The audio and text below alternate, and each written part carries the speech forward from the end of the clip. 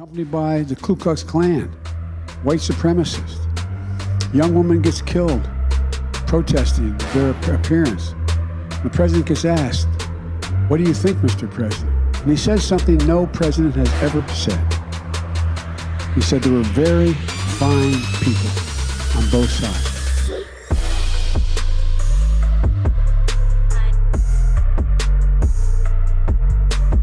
Hello, everyone. Welcome back. Here we go again. Democrat Party media favorite Joe Biden released a new ad yesterday making the false claim that President Donald Trump called neo-Nazis and white supremacists at Charlottesville very fine people. This is a topic that I've covered pretty extensively since the media and the Democrats have perpetuated this lie on many occasions going all the way back to the original event. But hey, as long as they're going to keep telling the lie, I'm going to keep calling them out on it. Hatred on the streets of Charlottesville last night. White nationalists carrying torches. It was a weekend of street battles and stark displays of racism. But you also had people that were very fine people on both sides. God, that is so nauseating. For one, what does Trump have to do with less than 100 morons marching with tiki torches? He has absolutely nothing to do with them. For that matter, what does Trump have to do with what happened at Charlottesville? Absolutely nothing. That event occurred because violent left-wing communists showed up to fight violent right-wing morons who were there to protest the removal of historic monuments. But they weren't the only people there.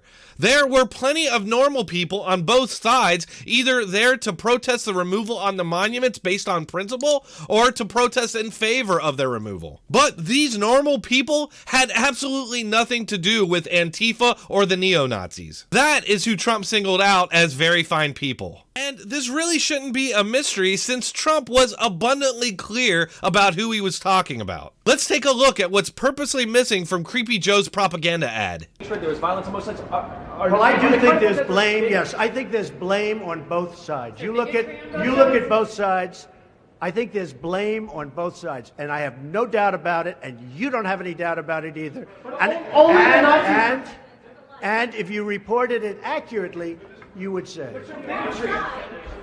Kill the person. Heather hired Charlottesville. They showed up in Charlottesville Excuse me. to protest. Excuse me. They didn't put themselves down as you, and you had some very bad people in that group. But you also had people that were very fine people on both sides. You had people in that group. Excuse me. I saw the same pictures as you did. You had people in that group that were there to protest the taking down of, to them, a very, very important statue and the renaming of a park from Robert E. Lee. You know what? It's fine. You're changing history, you're changing culture, and you had people, and I'm not talking about the neo-Nazis and the white nationalists, because they should be condemned totally. But you had many people in that group other than neo-Nazis and white nationalists, okay? And the press has treated them absolutely unfairly. I must be hallucinating or something because I just saw Trump condemn white nationalists and neo-Nazis. That's something no president has ever said. He said there were very fine people on both sides. And I'm not talking about the neo-Nazis and the white nationalists, because they should be condemned totally. Here we have a widely available recording of that press conference and can clearly hear Trump condemn those groups. Yet the media has purposely fed an edited version of that press conference to the public. Backlash from that extraordinary exchange with reporters here at Trump Tower. The president is not messing up here. He did not trip and accidentally praise white supremacists and neo-Nazis and pro-Confederate demonstrators. Protesters and counter-protesters came to Charlottesville ready for a fight, where the rally, organized by white nationalists, featured some demonstrators carrying Nazi and Confederate flags. You had some very bad people in that group, but you also had people that were very fine people on both sides. The president's extraordinary exchange with reporters. The crazy thing is, Trump is very specific and goes into detail about exactly who he's talking about and then makes an argument against removing the monuments. You had people in that group that were there to protest the taking down of, to them, a very, very important statue. George Washington was a slave owner. Was George Washington a slave owner? So will George Washington now lose his status? Are we going to take down, excuse me, are we going to take down statues to George Washington? He even predicted the removal of George Washington and Thomas Jefferson monuments, which you can audibly hear the press corps scoff at. Yet, what's going on right now? Leftists around the country have begun their push to remove these American icons from universities and public spaces. We'll get right back to fact-checking Joe Biden and his media, but first let me take a quick moment to thank this episode's sponsor, PatrioticLegacy.com. PatrioticLegacy.com was nice enough to send me over one of these units so I could give you an honest review. I love this tactical flashlight. It's got everything you would ever need. 6 overall lighting functions, escape features like the window hammer and the seatbelt cutter, solar charging so you don't need batteries, a power bank for charging your phone and other devices, and a removable compass with access to a personal safety alarm.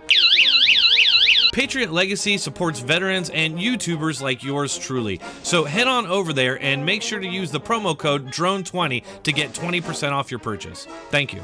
With the media so aggressively fact-checking everything their political opposition has to say, it's kind of odd that they haven't corrected any of Biden's lies up to this point. It's not the first time he's made this bogus claim. He was called out on it by a Breitbart reporter at a rally in August. He said he walked out and he said, let's get this straight. He said there were very fine people in both groups. Despite that, nobody in the media has fact-checked Biden or any of the other Democrats who have made this claim. Strangely, on CNN, Jake Tapper actually admitted that Trump never said this, while Chris Cuomo reported that he did. Now, elsewhere in those remarks, the president did condemn neo-Nazis and white supremacists. So he's not saying that the neo-Nazis and white supremacists are very fine people, but he is saying people protesting alongside those neo-Nazis and white supremacists are very fine people. In Charlottesville, tiki torches, Nazi chants, the truth. That was clear for everyone except 2 groups, white haters and this president. Very fine people on both sides. Did he know what that meant? The very fine people lie is just one of several lies that the media has repeated over and over in the hopes that it solidifies their narrative that Trump is a racist. For example, claiming Trump called immigrants animals or an infestation. It never happened. He was specifically talking about MS-13. We'll take care of it, Margaret. Thank you.